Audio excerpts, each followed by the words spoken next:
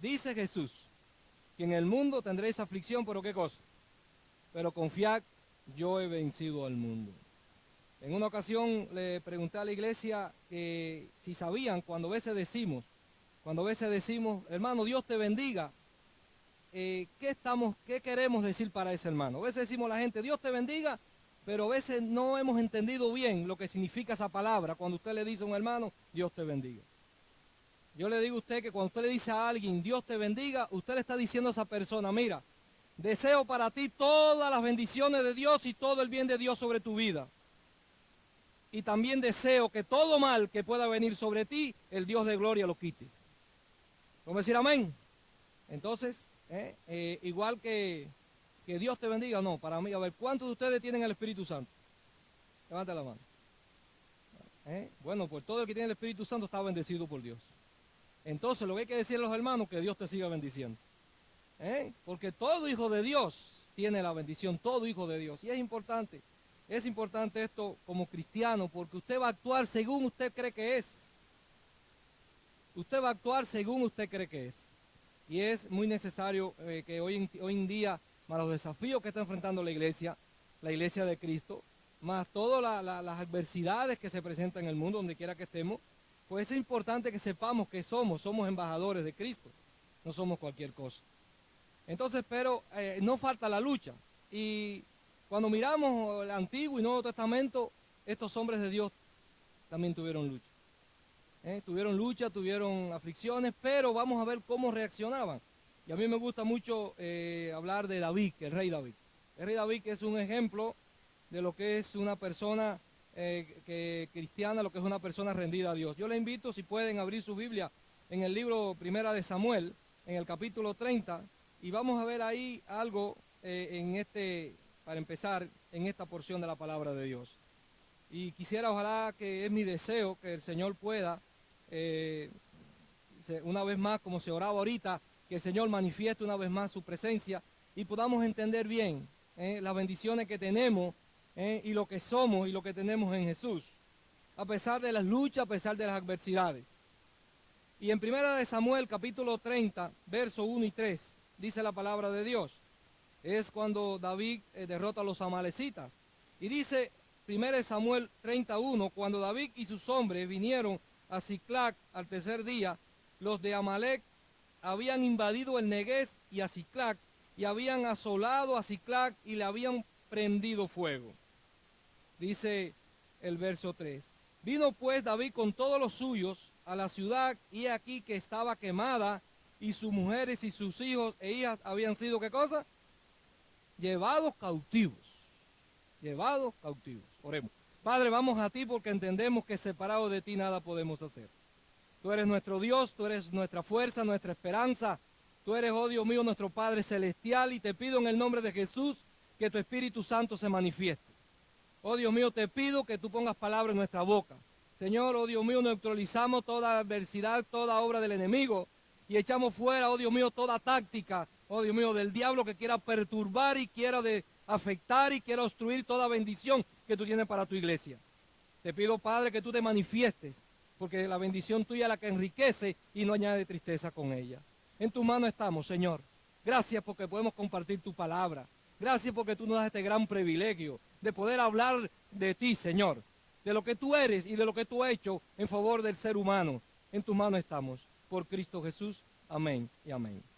Bueno, en una ocasión estábamos nosotros en el templo nuestro ahí en Cuba, en Santi Espíritu, y de pronto sentimos un gran estruendo.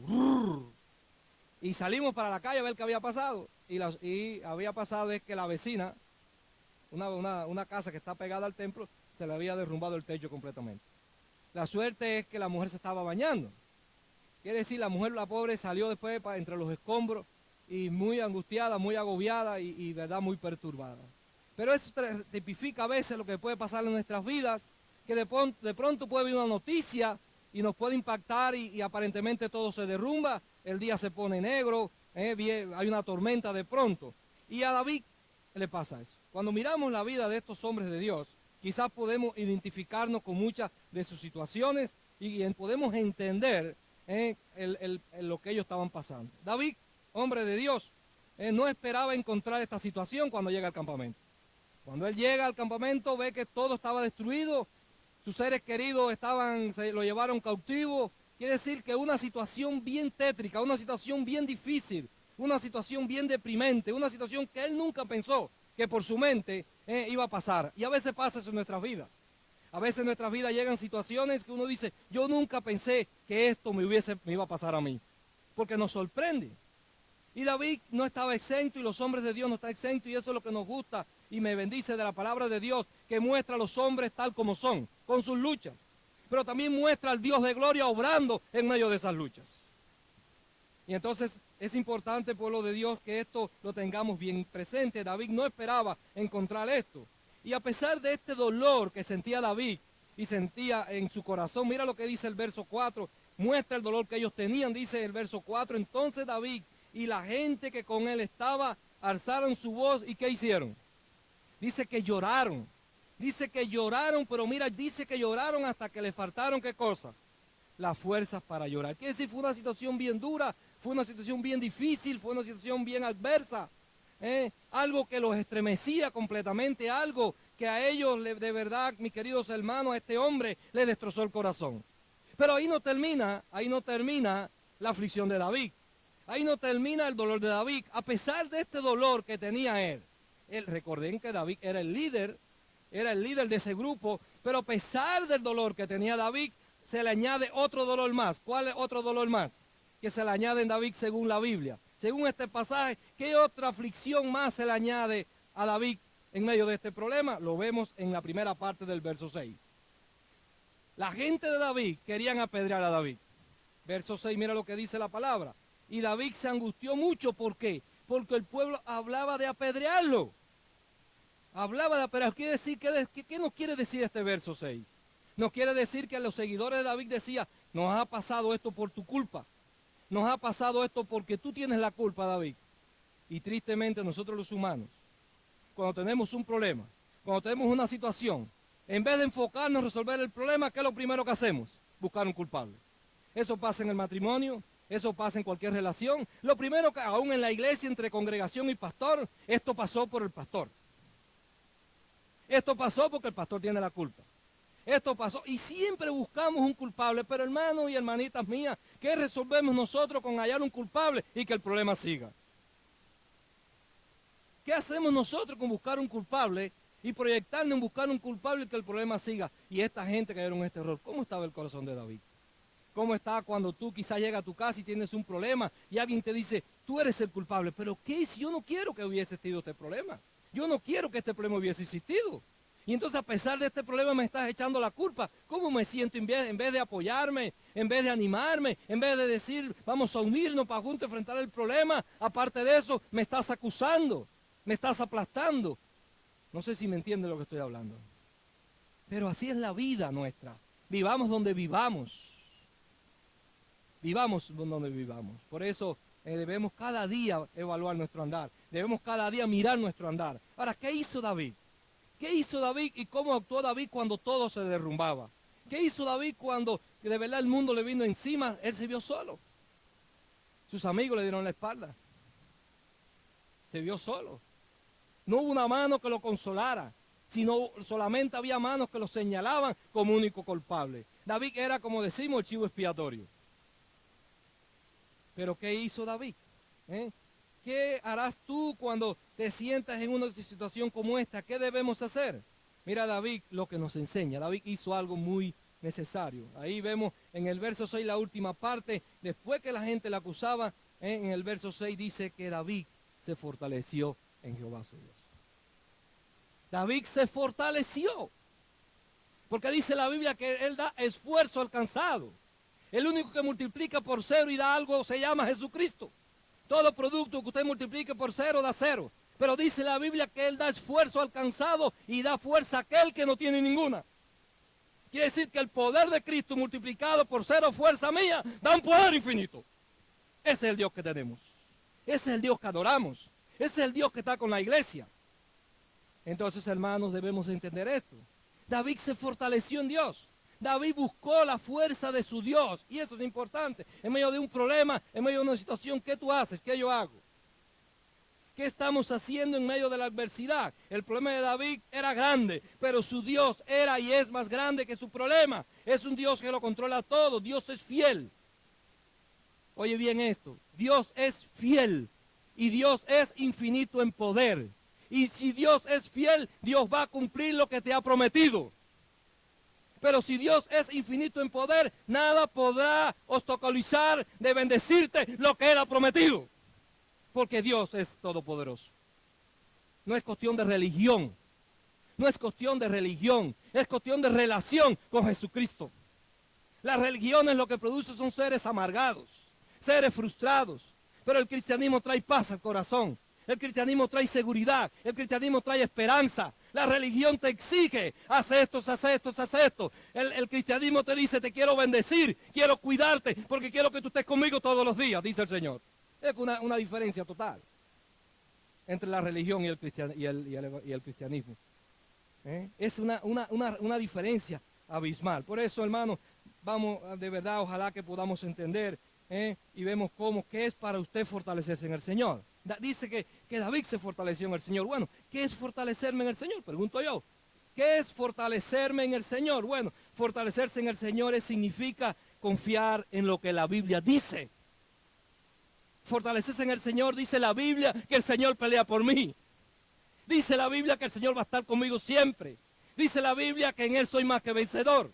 Dice la Biblia que todo lo puedo en Cristo, que me da la fuerza para enfrentar todos los problemas. Y Señor, aquí estoy confiando en tu promesa.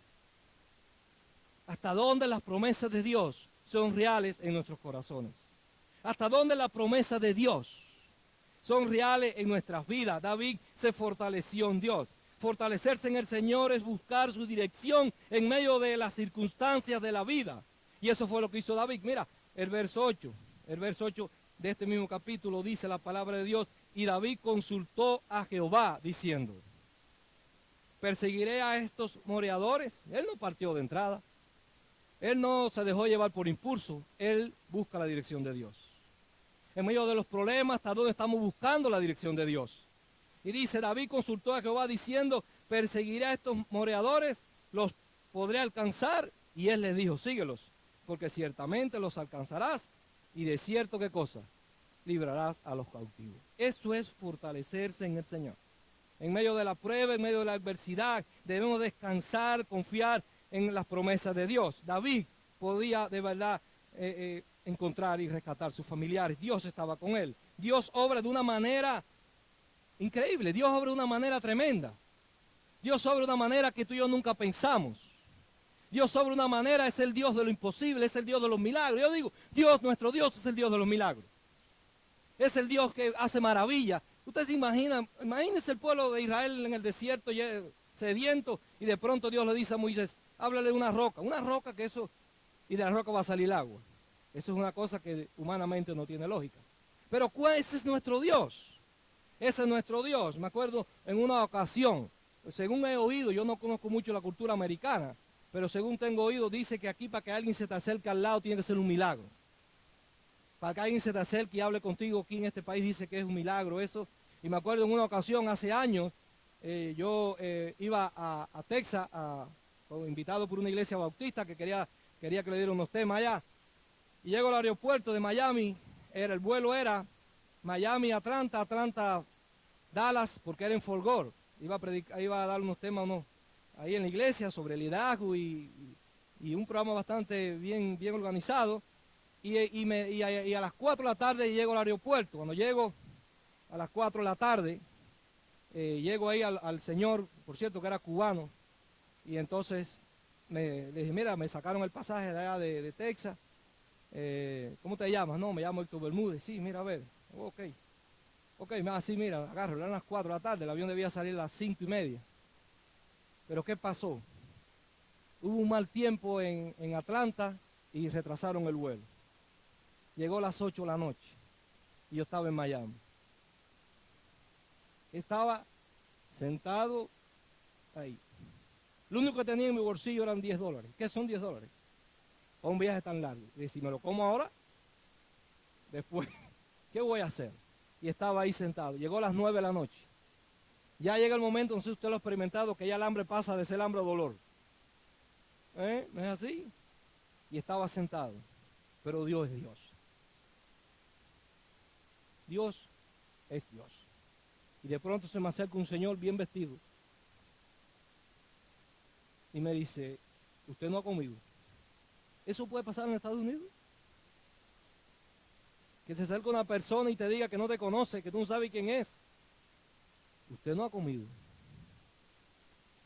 Yo le dije, ¿y por qué usted lo sabe? Dice, ¿usted no ha comido? Venga, que yo le voy a pagar la comida. ¿A cuánto le ha pasado a usted aquí en Estados Unidos? Yo veo la mano de Dios ahí. El hombre me llevó para ir para un restaurante y me dijo, ¿qué quieres comer? Le dije, mira, yo no conozco mucho de comida, pero cualquier cosa es buena para mí. Bueno, un plato ahí con mucha carne, no sé qué cosa.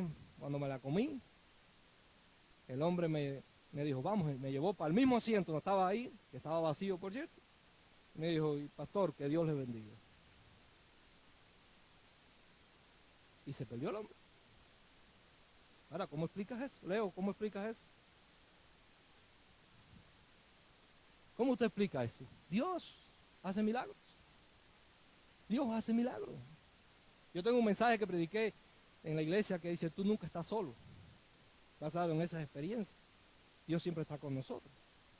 Y es importante esto, en medio de la prueba, en medio de la aflicción, en medio de las luchas de la vida, ¿cómo actuamos nosotros como cristianos? Por eso digo, no es cuestión de religión, es cuestión de relación con Jesucristo. Es como la historia que perseguían a aquel cristiano.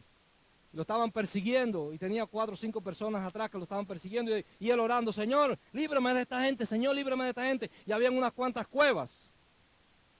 Y él se mete en una cueva y empezó a orar, Señor, cierra esta cueva con un muro, Señor, cierra esta cueva con un muro.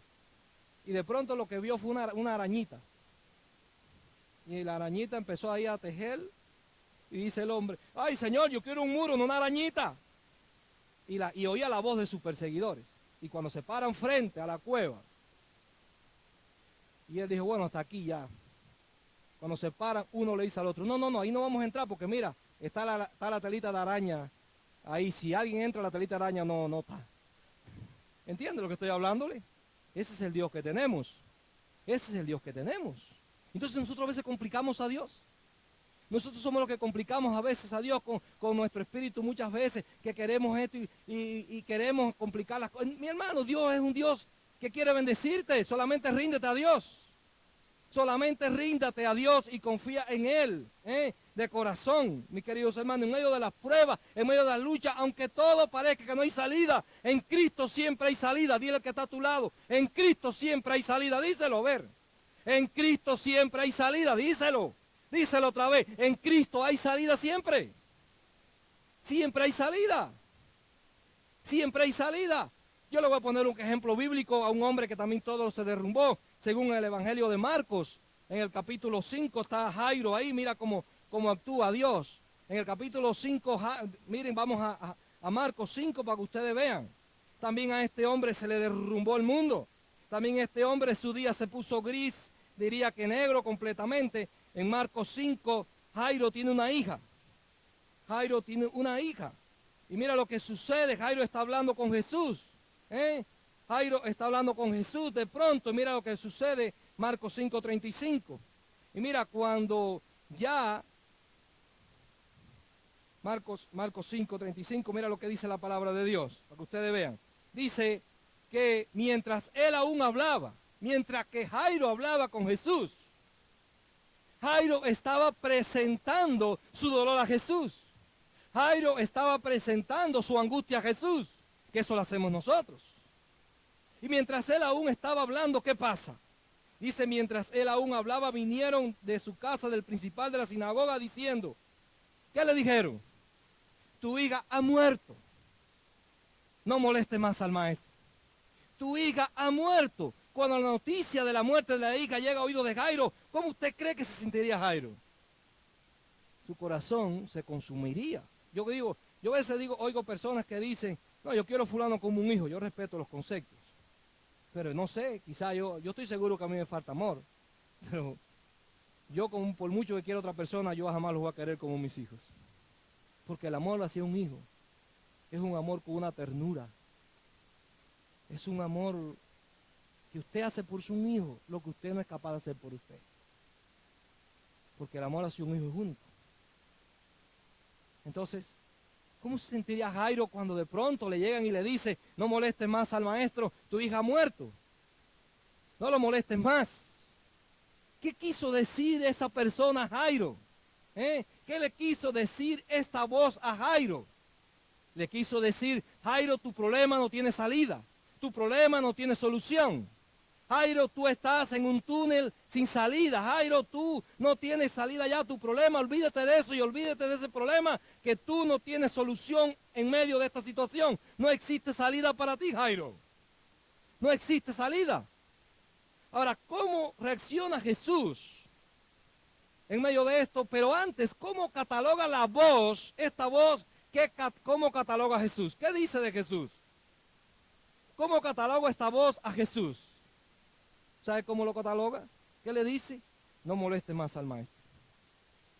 Pero hermano y hermana, Jesús es más que un maestro. Jesús es más que un maestro. Jesús es Emmanuel.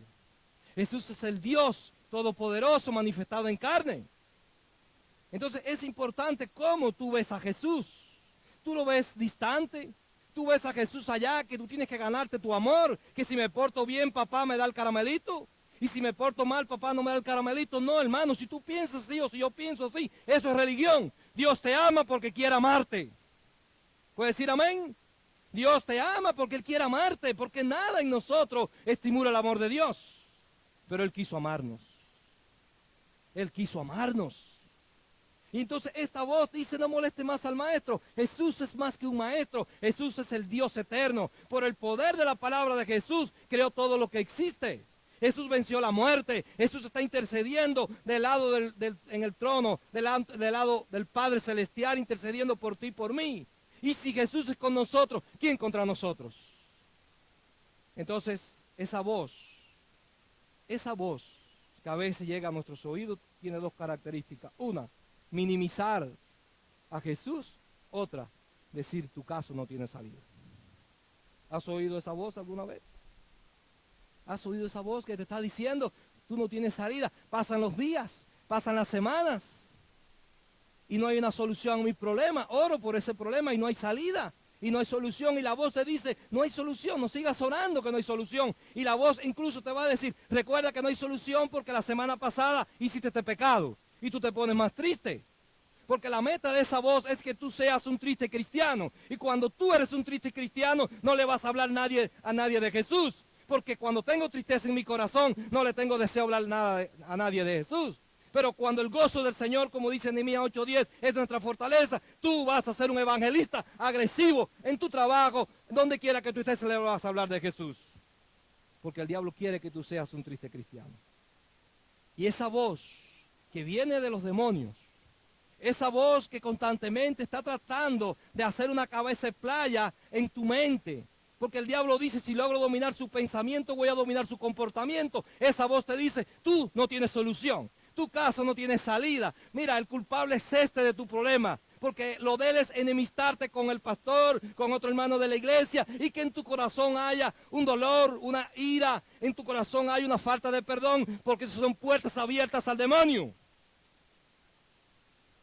Entonces, reprende esa voz. Dile al que está a tu lado, reprende esa voz. Repréndela.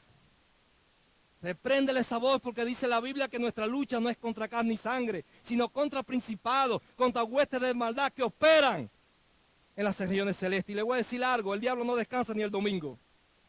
El diablo no tiene día feriado, el diablo no tiene día franco. El diablo trabaja y muy organizado, Pero en Cristo somos más que vencedores. Y dice la palabra de Dios que el que está en nosotros es más poderoso que el que está en el mundo. Por eso, hermano y hermana, disfrute el Evangelio. El Evangelio es buena noticia. Disfrute lo que Dios le está dando. Dios tiene grandes cosas para su pueblo. Dios tiene grandes bendiciones para su pueblo. Pero no oiga esa voz. No oiga esa voz que quiere desanimarte. Porque mira lo que hizo Jesús con esa voz. Mira qué hizo Jesús con esa voz. Mira lo que hizo Jesús. Cómo de verdad, mira lo que dice Jesús.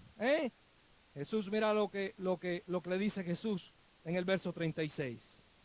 Pero Jesús no se vira y comienza ahora a hablar con esa persona. Jesús, ¿qué hizo? Jesús no oyó esa voz. Jesús se dirige a Jairo y mira lo que le dice. Pero Jesús, luego que oyó lo que se decía, él no se viró para el hombre. Jesús le dijo al principal de la sinagoga, Jesús le dijo a Jairo, ¿qué cosa? No temas, cree solamente.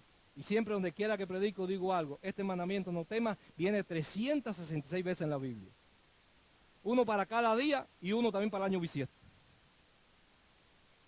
366 veces, cuéntanos para que usted vea, viene 366 veces. Quiere decir, porque Dios sabe, es el primer mandamiento que viene. Porque cuando usted va, eso viene, aún Dios se lo dijo a Adán, eso viene de allá, no temas. Pero Dios, Jesús, no le hizo caso a esa voz.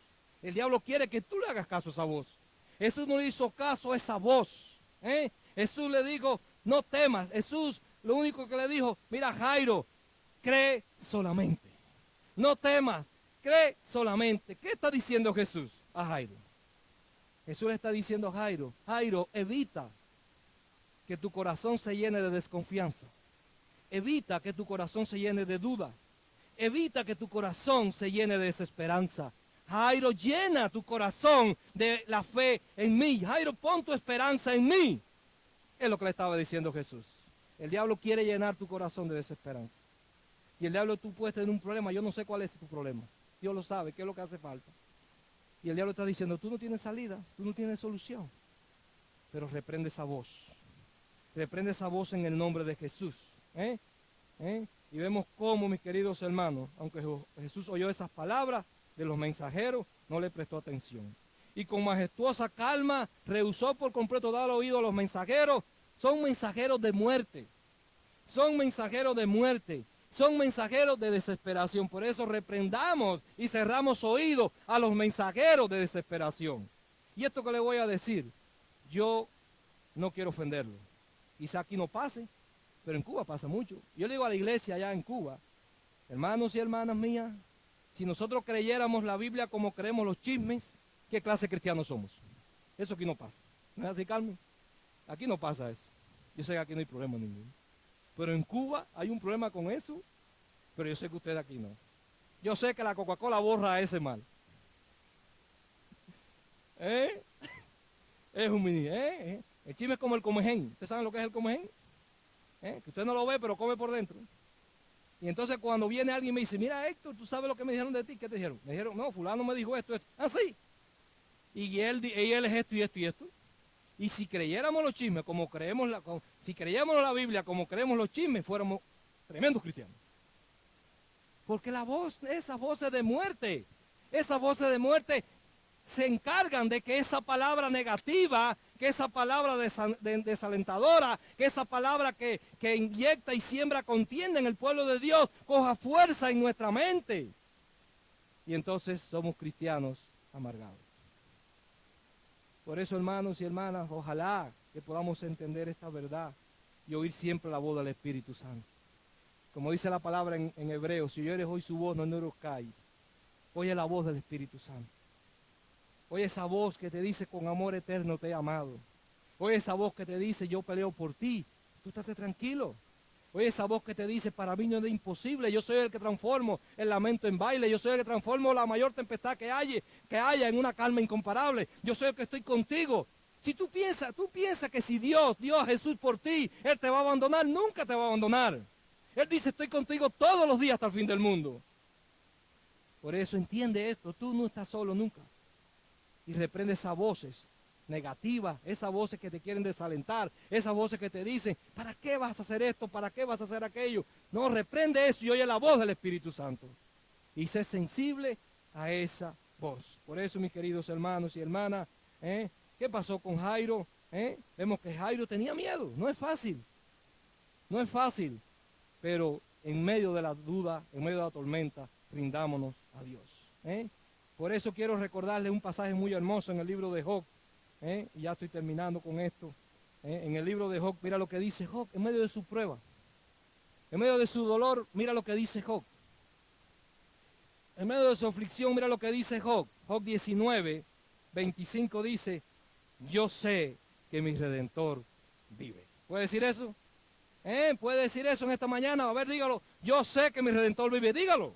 Pero dígalo con poder, a ver, dígalo harto. Yo sé que mi Redentor vive, dígalo. Yo sé que mi Redentor vive. Ponle un aplauso a su Redentor. ¿Por qué razón? ¿Por qué dice Redentor? Yo sé que aquel que me compró vive. Yo sé que aquel que me compró vive. Yo sé que aquel que me compró con su sangre, como cantamos en el coro, vive. Y yo sé que se pelea por mí. Yo sé que se pelea por mí. Yo sé que nada ni nadie me podrá separar del amor de Dios. Porque en Cristo somos más que vencedor. Yo lo sé. Y eso es importante que tú te lo digas tú mismo. Y eso no es orgullo, hermano. Eso no es orgullo. Eso no es orgullo, eso es vida cristiana, que tú te pares frente al espejo y tú digas, yo, Héctor Bermúdez, soy muy amado por Dios. Por su gracia, por su misericordia, pero soy muy amado y sé que nada me podrá separar del amor de Dios. Y aunque esté en prueba, aunque esté en aflicción, sé que Dios me va a sacar. Y digo como Job, yo sé que mi Redentor vive, pero mira lo que dice Job. Y al fin se levantará sobre el polvo y después desecha esta mi piel, en mi carne, ¿qué cosa dice? Ha de ver a Dios. Ha de ver a Dios allá. Y he de ver a Dios aquí manifestando su poder en medio de mi problema. He de ver a Dios aquí peleando por mí en medio de mi problema. He de ver a Dios aquí caminando conmigo en este mundo que va de mar en peor. He de ver a Dios aquí buscándome porque soy su iglesia. Soy su iglesia que viene a buscarme para un día contemplar al Rey en su hermosura. Y eso me da consuelo. ¿Tengo problemas? Sí tengo problemas. ¿Quién dice que yo no tengo problemas? Sí tengo problemas, pero sé que Dios está conmigo. Y sé que Dios pelea por mí. Y sé que las aflicciones del siglo presente no son nada comparables con la gloria venidera que se ha de manifestar. Pero hermano, mire por allá, mire encima del muro. No mire para aquí solamente por el muro, mire más allá lo que Dios tiene para usted. Diga al Espíritu Santo que le muestre lo que Dios tiene para usted. Y ponga la mira allá en lo que Dios tiene para usted, que se lo da fuerza en medio de su aflicción. Y reprende esas voces. Y reprende esas voces. Reprende esas voces que quieren desalentarte, que quieren afectarte y que quieren convertirte en un triste y una triste cristiana, que no quiere que tú disfrutes la salvación, que no quiere que tú disfrutes ese gran privilegio que tú tienes de ser hijo de Dios, que no quiere que tú disfrutes los regalos de tu Padre Celestial que te ama mucho, que no quiere que tú disfrutes de verdad el caminar con Dios, como dice un himno, yo ando con el Rey. Yo no con cualquier cosa, yo ando con el Rey. En el Salmo 22, mira lo que dice el verso 4, dice, en ti esperaron nuestros padres, en ti esperaron nuestros padres, esperaron, y mira lo que dice, tú los libraste, clamaron a ti y fueron librados, confiaron en ti y no fueron avergonzados. Bienaventurados aquellos que confían en Jesús, bienaventurados. ¿Cómo termina la historia de David? David recuperó todo. ¿Cómo termina la historia de Jairo? Jesús resucitó a su hija, porque nuestro Dios es el Dios de los finales felices. Díselo que está a tu lado. Díselo. Nuestro Dios es el Dios de los finales felices. Díselo, dile palabra linda al que está a tu lado, porque a veces nos acercamos al hermano para no decir palabras tan lindas. Dile palabras bonitas, sé de bendición, sé de edificación al hermano. Que tu palabra sea de edificación a ellos. Que tu palabra sea de aliento a ellos. Porque tú eres un instrumento de Dios. Tú eres un instrumento de Dios y Dios quiere usarte. En ti habita el Espíritu Santo. Y Dios quiere usarte de bendición a otros, de bien a otros, de levantar al caído, de consolar al afligido. Dios quiere usarte. Por eso en esta tarde, ya para terminar, quiero decirte algo. Reprende esas voces de muerte. No oiga esas voces de muerte. Solamente oye y confía en la palabra del Señor. Oye al Espíritu de Dios. Oye al Espíritu de Dios, que Dios quiere bendecir y usar a su pueblo. Y más en esta etapa. Yo le digo a la iglesia en Cuba, ya se ve brillar la corona de Jesús. Ya Jesús viene por su iglesia. Y ya se ve brillar la corona. ¿Qué estamos haciendo? Es el momento de levantarnos. Y nosotros, por la historia de la iglesia, nos llamamos protestantes. Pero ya tristemente no protestamos contra nada. Ya no protestamos ni contra el pecado ni contra nada. Pero levanta y pon el nombre de Jesús en alto. Dios quiere usarte para su gloria. Reprende las voces de desaliento. Oye a la voz del Espíritu Santo. y di como dijo Jesús cuando escogió a Pablo para llevar la palabra a los gentiles. Porque instrumento escogido es este para que lleve la palabra a los gentiles. Y tú eres un instrumento de Dios para que lleve la palabra a ese mundo que está ahí perdido. Quizás tú ves a ese hombre, a esa mujer, quizás con un carro del año. Quizás lo ves con una casa muy esplendorosa, pero su corazón está vacío. Porque ese vacío que tenemos dentro del corazón no se llena con un carro. Es bueno tener un carro. No se llena con una casa. Es bueno tener una casa. No se llena con mucho dinero. Es bueno tener dinero. Pero lo mejor se llama Jesucristo. Lo mejor se llama Jesucristo. ¿Ustedes no han leído lo que el dinero no puede comprar? El dinero puede comprar medicina, pero no salud. Puede comprar una cama, pero no el sueño. Puede comprar comida, pero no el apetito. Puede comprar incluso a una mujer, pero no una esposa. Puede incluso comprar una casa muy buena, pero no un hogar. Puede comprar una vida holgada, pero no la vida eterna. Puede comprar un crucifijo, pero no el Cristo de la cruz. Entonces lo importante no lo puede comprar el dinero. Pero usted tiene lo importante, usted tiene lo mejor que se llama ¿qué? Y Jesús te dice hoy, bienaventurado aquel que nunca ha perdido la confianza en mí. Padre, en esta mañana te alabamos y te damos toda la gloria porque tú la mereces. Te damos gracias porque tú eres el Dios eterno. Tú eres el Dios que obra en tu iglesia. Tú eres el Dios que pelea por tu pueblo. Señor, yo no conozco esta congregación apenas, sé algunos nombres. Pero Señor, eso no es importante. Lo importante es que tú le conoces. Y tú conoces lo que hay en realidad en sus corazones. Tú conoces sus preocupantes, tú conoces sus luchas. Tú conoces sus anhelos, pero en ti, Señor, está la victoria. Y te pido, Dios mío, en el nombre de Jesús, que toda obra, oh Dios mío, de desesperanza, toda voz de muerte, le echamos fuera en el nombre de Cristo. Y que ellos puedan oír, oh Dios mío, la voz de tu Espíritu Santo. Porque tú eres el Dios de la esperanza, tú eres el Dios de los milagros, tú eres el Dios que pelea por tu pueblo, tú eres el Dios que da la victoria a tu pueblo, porque no estamos peleando por la victoria, estamos peleando desde la victoria, porque la victoria se llama Cristo Jesús. Y tu pueblo está en Cristo Jesús. Te pido, Espíritu Santo, que tú obres en tu iglesia y que tú te manifiestes. Y que, oh Dios mío, tu iglesia siga creciendo y siga siendo mensajera de tu verdad. Tu verdad, oh Dios mío, que trae esperanza, trae consuelo. Tu verdad que se llama Jesucristo. No es cuestión de religión, es cuestión de relación contigo, Señor. Y solamente a través de ti, Cristo, hay esa relación. Por eso te pido que tu Espíritu Santo obre y que tú sigas bendiciendo a tu iglesia y que tú sigas cuidando a tu pueblo. Y gracias, Señor, porque en ti somos más que vencedores. Gracias porque sabemos que nada ni nadie nos podrá separar de tu amor. Porque si tú, el gran yo soy, el todopoderoso, el que está por encima de todo, el que habita en luz inaccesible, estás con nosotros. ¿Quién contra nosotros, Padre? Yo te doy gracias.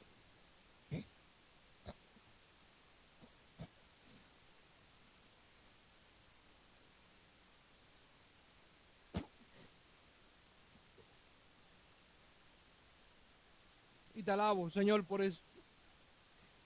Porque soy tu hijo. Y la esperanza que hay en ti es la que me consuela y me da ánimo para seguir hacia adelante. Ayúdanos a serte fiel. Ayúdanos, Señor, a llevar en alto tu evangelio y a mostrarle a Jesús de la gloria a través del amor, la humildad, la santidad. Que otros vean a Jesús a través de nosotros. Gracias por esta mañana, por este tiempo.